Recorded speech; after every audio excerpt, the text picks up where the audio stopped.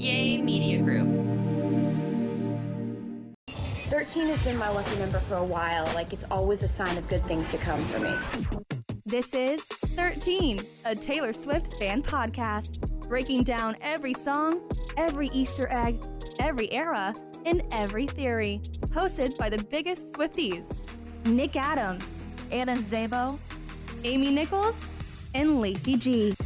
Welcome to 13, a Taylor Swift fan podcast. I'm Nick Adams. I'm Anna. Amy. And I'm Lacey G. And today we're breaking down track number 17. It's Time to Go, the very last track on Evermore. We made it. We made it. Here we are. This song was written by Taylor Swift and Aaron Dessner. Man, what a closing track. Even if we are doing the Choose Your Own Adventure, you know, for this to be the final song, I feel like so perfectly encapsulates the Evermore album, you know, with, you know, feeling stuck, things ending, you know, oh, there's still hope at the end, but it's like when you know when it's time to go, when it's time to end things. Like, that's just, I think, beautiful storytelling. It's such a beautiful song, and I remember discovering it at a time when I heard the call and knew it was time for me to go, and I heard this and I was like, Anna, why didn't I ever hear this song before? It's because I didn't really have the deluxe versions. Same. So I discovered this a little bit later, and it hit so hard and almost like justified the last couple of moves that I made in my life, that it had taken me a long time to come to terms with. This is what I have to do, but eventually something triggers and there is no coming back from that. I see this for what it is, and I know my worth, and I have got to go. Wait, so were the two deluxe songs just on the CD for a while, like before they were on streaming? Like, what do you mean that you didn't hear them for a while? Because I had only listened to I guess my CD, and I wasn't listening to Spotify and as much Taylor Swift then, so that wasn't the only thing. So I simply didn't know of their existence. Whenever we broke down the album many, many years ago, we didn't break down those two songs. Okay, interesting. So they were very surprised to me. They were my surprise songs, but came in clutch right whenever I needed them. Well, it does say it, because I did do a quick Google. It says the deluxe version included the bonus tracks, Right Where You Left Me and It's Time to Go, which were initially exclusive to the CD and the vinyl. So those two weren't on streaming for a hot minute.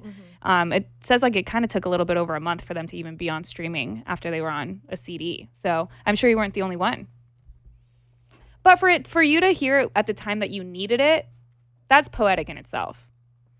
Just justification, and not to get deep, but at one point, after I had gone through a divorce, I would have people come to me and ask a bunch of questions, almost like, is it my time? How did you know what is, and all I could do is just comfort and listen. But I played this to someone who was struggling with the idea. And at that point, you already know it's time to go, but you kind of need help. And I'm not, that sounds like I'm the one who's like, oh yeah, do it. Just go.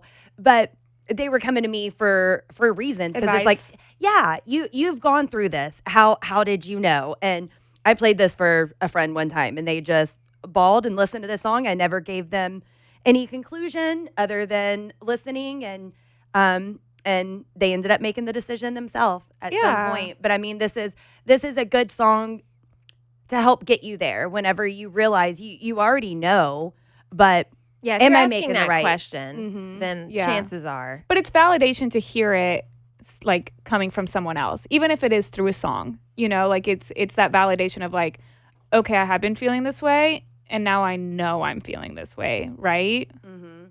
And that's the way that I felt about Tolerate It. The first time I heard Tolerate It, it resonated with me so much to realize that this isn't right. Before then, I just thought like, oh, you're with somebody and it's not always going to be that bubblegum butterfly feeling pop and love all the time.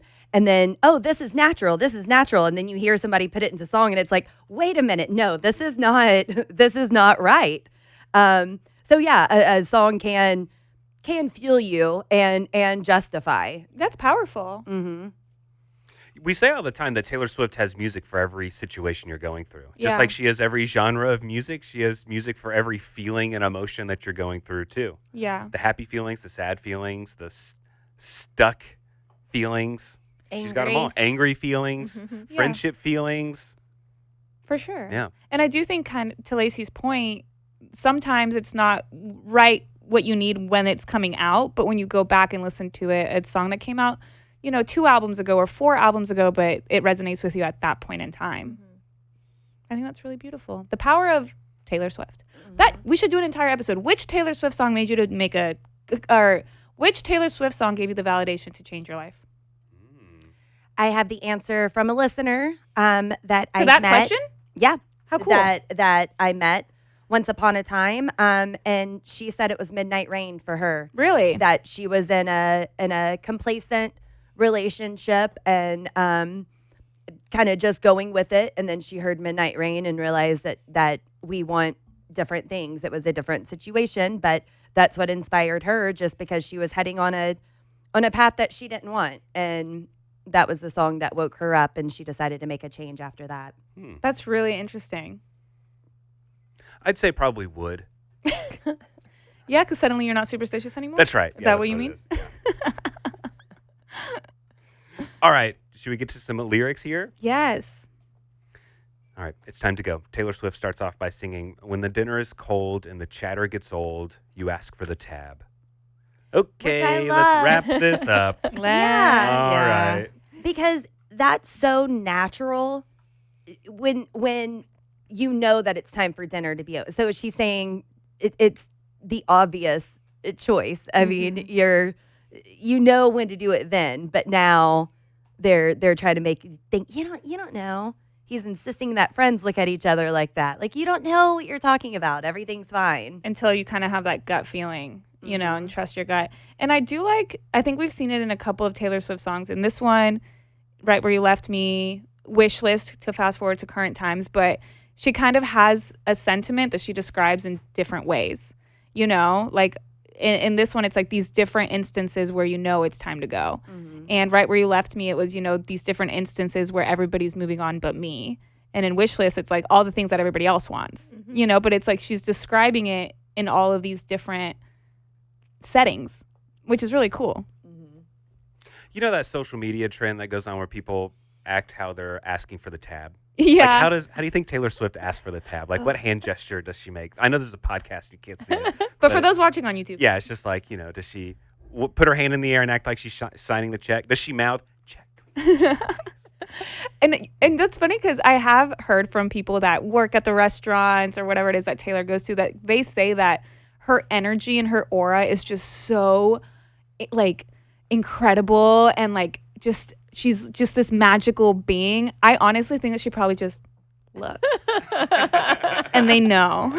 and they're summoned. Yeah. And they know. I love that somebody said recently, I think they saw her and Travis somewhere at a restaurant somewhere, and they said that what they noticed from afar is that Taylor really is in the moment. Like, she makes everybody in the room feel like they are the most important person in the room. I think that's amazing. One day we will be in that room. That's Not right, today, one day. but one day. We've been in the room before where she made everybody feel amazing. Yeah. The The Eras Tour. Tour. That's true. Or the moment again, he's insisting that friends look at each other like that. Ooh. Yeah. Like, No, we're friends. We're friends. That's how friends look at each other. What do you mean? And that there is wasn't like a look. And that is like a trust your gut feeling where it's like, I want to believe you, but I know you're lying. Is this what people say, gaslighting? Yes. Are we gaslighting here? I think so. Yeah, no, we're just friends. You're crazy. It's all in your head. Friends don't look No, at each quit other being like so that. paranoid. Friends don't look at each other like They don't that. have that We're just long friends. gaze across the room at each No. other. When the words of a sister come back in whispers that prove she was not, in fact, what she seemed. Not a Rumors. twin from your dreams. Secrets. She's a crook who was caught. Whew. Mm. That's scathing. Which just sucks. This might be in reference to, or some people think it could be in reference to, her relationship with Carly Kloss. We know they were thick as thieves, best of friends, And I think they did refer to each other as twins. And something happened, and there is no more them. Well, the big rumor is Carly was going back to Scooter Braun and talking about Taylor's personal business affairs, pretty much getting from Taylor's mouth, hey, she's planning on doing Taylor's version if you go through with this, and just completely betraying somebody in the worst way. If this is truly what happened, if your supposed best friend and twin is going up to your mortal enemy, how awful is that? And then the betrayal you feel that you put your trust in somebody who could be so callous about that. I've been on the other end of that where I'm just left feeling gullible and stupid. And am I not cut out for this world if I could possibly believe in you? How did I let so many people get away with taking advantage before I personally realized, oh no, this can't happen? And then I feel so stupid because of it, because of a choice that somebody else made of taking advantage. So, I mean, I resonate with that so much because it's just the ultimate betrayal of a person that you trusted, that I could tell you anything and you turn around and do this. And I've always wondered, because it says the words of a sister come back in whispers. Like, who was it that ended up telling her? Right. Who ended up telling Taylor, like, hey, by the way, your best friend over there is not really your best friend, And it turned out to be maybe not even, past the whispers. Didn't she post things like hanging out on his boat or something? Yeah, there have been pictures. So, at that point, it's not like you're running anymore. in you're running in the same circles. Yeah. Which is also interesting because even if you fast forward to now, I've wondered the same thing with the song Actually Romantic. Because it starts with, like, I heard you called me boring Barbie. And it's like, ooh, who did she say that to? And then who went to Taylor and was like, hey, she's calling you boring Barbie. Who is that person? That's what I want to know. But then, like, in the Anti-Hero music video, Taylor's standing in front of the chalkboard. Everyone will betray you. Yeah. And how much does that suck that is what you feel at the end of the day? Of course, I hope she feels different now. And that was a different era. But yeah, who can you trust? Because does anybody have your back, or are they all running around calling you boring Barbie to your mortal enemy and just gossip? Yeah, not even that, but it's like when you're at her level of success, are these people genuinely my friends, or are they just using me? Do they just want my name attached to theirs? Do they just want to fly on my jet? You know what I mean? It's like, what is it actually like? What's genuine? So I'm sure that there's a lot of betrayal in that aspect as well. And a really sad part comes in this next line. That old familiar body ache, the snaps from the same little breaks in your soul. Oh, it's Yeah. such a good The old line. familiar body ache, like, I've been here before. It's happening I know again. it's happening again. What am I doing wrong? It's happening again. You know when it's time to go. Yeah. Okay. I guess we got to break this thing off. Okay. And you're like, and yeah, that old familiar, like I recognize this. I've felt this feeling before, whether it's in the small thing of you asked for the tab or in the large scale of this person fully betrayed me. Mm-hmm. But that's such a poetic line. And it's just that moment of you can't come back from. Yeah. Whether somebody said something, whether it was a meeting with your job and they said the wrong thing or maybe the right thing to get you to go. But it's that point that you can't come back from anymore, that I've already crossed this and I will never feel the same again. Have to listen to your gut. Mm-hmm. She continues giving some scenarios when she knows that it's time to go. 20 years at your job, then the son of the boss gets the spot that was yours. Ugh. Ouch. Or trying to stay for the kids when keeping it how it is will only break their hearts worse. I've known people, I remember, like, right when I go to college, you hear about a bunch of friends' parents that start getting divorced. Yeah. They just wait till the kids are out of high school. Yeah. It happens all the time. Yeah, Yeah. unfortunate. And what a crushing blow. Because then the kid's away from the parents and all that. Yeah, it's rough. But then it's kind of like, but keeping it how it is will only breaks their hearts worse. It's like, but, and I don't have kids. You guys would speak to it better, but I am a child of divorce. But it's like, is it better to just stay together for their sake, or is it better to break up and move on and be And happy? everyone's happy. Yeah. Like, I guess it's very situational. Every single family is different. It would depend on the situation because some people are volatile and then then you're raising kids in an environment, and I can't speak for personal, but then you're raising kids in an environment where all you're doing is arguing. Then there are some people who could get along and play the game, and then you're just putting your stuff on pause for a couple of years. I've never had to do any of that, so nothing but respect to people that have to make that decision, but I do think it would be situational. Oh, for sure. That old familiar body ache, the snaps from the same little breaks in your soul, you know when it's time to go. Sometimes giving up is the strong thing. Sometimes to run is the brave thing. Sometimes walking out is the one thing that will find you the right thing. And I genuinely think, like, kind of what we were saying earlier in the episode, but some people really do need to hear that. Yeah. You know, because you do feel like, oh my God, but I don't want to give up because then that's weak. Or if I end this relationship, like, then I'm going to be scared because I don't know what's next. But it's like, no, that is the brave thing. Yeah. You know, to run is the brave thing, to echo Better Man. That's what I'm about to say. That's always one of my favorite lyrics. I bring it up whenever I can. One of my favorite lyrics that Taylor ever has is from Better Man. The bravest thing I ever did was run. And here she says, sometimes to run is the brave thing. Yeah. There's power in leaving a situation Absolutely. that's not suiting you. Absolutely. Yeah. Walking out is the one thing And it's that'll hard. use the right thing. Yeah. I really do think, like, this is the song that I'm sure has resonated with a lot of people, and they probably won't even admit it. Oh, that bridge was my pep talk and more of a kudos to you because it came in pretty much right after. But yeah, to hear because it is scary. You're walking into the unknown at that point. And change is scary. But are you going to be complacent and just okay at the same restaurant? Stuff happens. You have to move with life and figure it out and be fluid, and it sucks, but it's doable. And every step can be a step in the right direction or a different direction that you didn't even know you were getting into. Right. You only have one life, and you need to make it the best you can. Sometimes giving up is the strong thing. Sometimes to run is the brave thing. Sometimes walking out is the one thing that will find you the right thing. 15 years, 15 million tears, begging till my knees bled. Oh, man. What a specific number. 15 years. Is that something personal to her, or is that just something she's talking about being in a relationship for 15 years or something? I assumed that it was her relationship with her music label, Got it. but I'd have to do the math. Begging till my knees bled. I gave in my all. He gave me nothing at all. Then wondered why I left. Yeah, that sounds like her music. Okay, yeah. So Taylor Swift signed with Big Machine Records in 2005, and this came out in 2020. 2020, yeah. 15 years.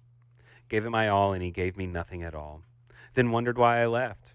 Now he sits on his throne in his palace of bones, praying to his greed. Yuck. He's got my past frozen behind glass, but I've got me. That is that is Taylor Swift, because that is, once again, just a poetic way of, she didn't have her masters, right?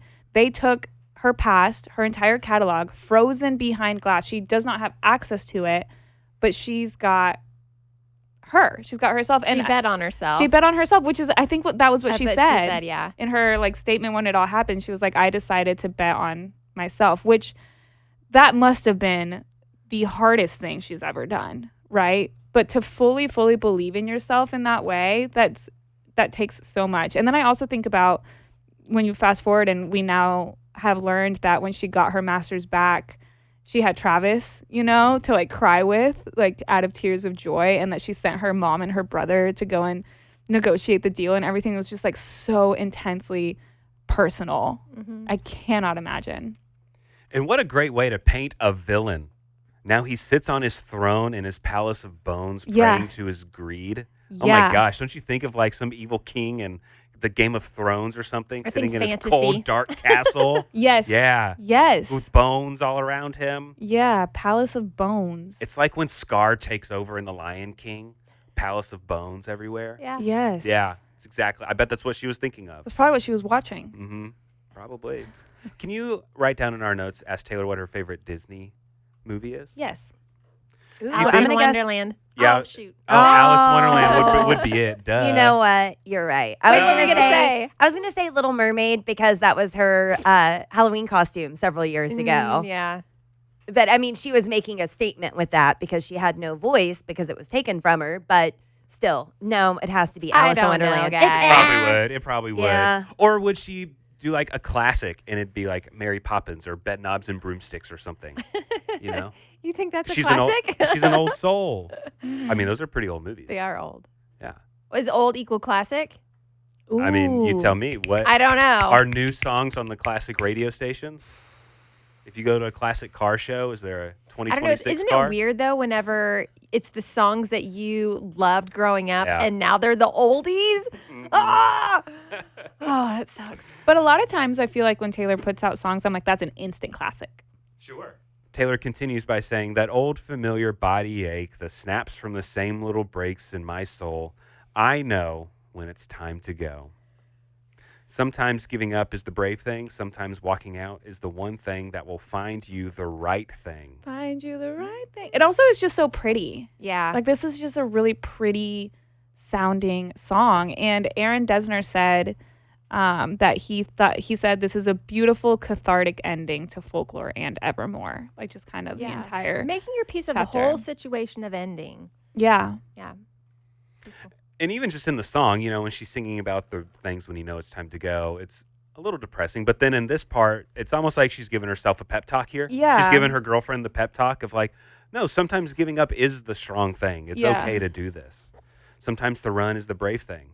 Sometimes walking out is the one thing that will find you the right thing. And then she continues towards the end of the song in the outro, that will find you the right thing, and you know in your soul, When and you it's know time to in your go. soul when it's time to go. And well, you know when it's time to go. So then you go, and then you go. You just go. Yeah. You just go. You did it, which I think is really incredible because throughout this entire album, we have been listening to these stories where at the end of it, she doesn't do anything, right? Like, she's still stuck at the restaurant. And in Tolerate It, she ended up not like leaving. It just kind of was a fever dream. Gold Rush was a fever dream. All of these songs where like she keeps hyping herself up to do all these things and then she doesn't. But then in the last song, you just go. Like, she did move on. I'm going to tear up. This is beautiful. Like, just as an entire just body of work. That's incredible. Might have to change my rankings. Ooh, which we will be getting into next. I don't know if I'm ready to rank Evermore I know. just yet. And then I guess, what are we doing after that? Do we have anything on the agenda? Are we breaking down any other albums? If only we had another Taylor Swift album to deep dive into. I cannot wait to get into Life of a Showgirl. I know. I'm already wearing my merch. You know what's crazy is this, after this song, it's time to go.